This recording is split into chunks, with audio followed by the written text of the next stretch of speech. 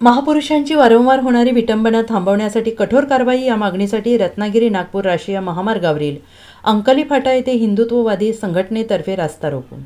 पुणे येथे छत्रपती शिवाजी महाराजांच्या प्रतिमेच्या विटंबनेच्या निषेधार्थ आणि महापुरुषांची वारंवार होणारी विटंबना थांबवण्यासाठी कठोर कारवाई करण्याच्या मागणीसाठी रत्नागिरी नागपूर राष्ट्रीय महामार्गावरील अंकली फाटा येथे हिंदुत्ववादी संघटनेतर्फे रास्ता रोको करण्यात आला।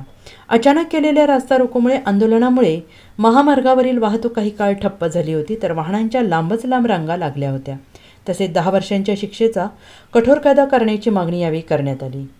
पुणे शहरातील हडपसर येथील छत्रपती शिवाजी महाराजांच्या मूर्तीवर एका जिहादी वृत्तीच्या पठाणाने दगडफेक करून महाराजांची जी विटंबना केली आहे, तसेच आपल्या महापुरुषांच्या विटंबना जी महाराष्ट्रात होते आहे, ह्यासाठी सरकारने एक कठोर कायदा करण्यात यावा या मागणीसाठी सांगलीतील सकल हिंदू समाजाच्या वतीने व सर्व हिंदुत्ववादी संघटनांच्या वतीने नागपूर रत्नागिरी हायवे हा रास्ता रोको करून आपण त्याचा तीव्र शब्दात निषेध करत आहोत।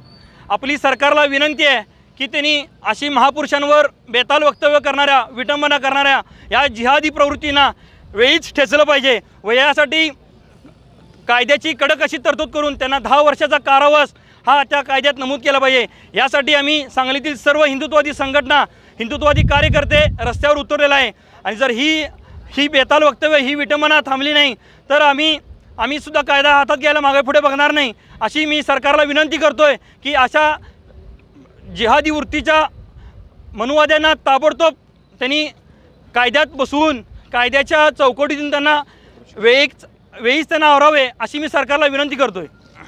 Bureau report, SBN Marathi, Sangli.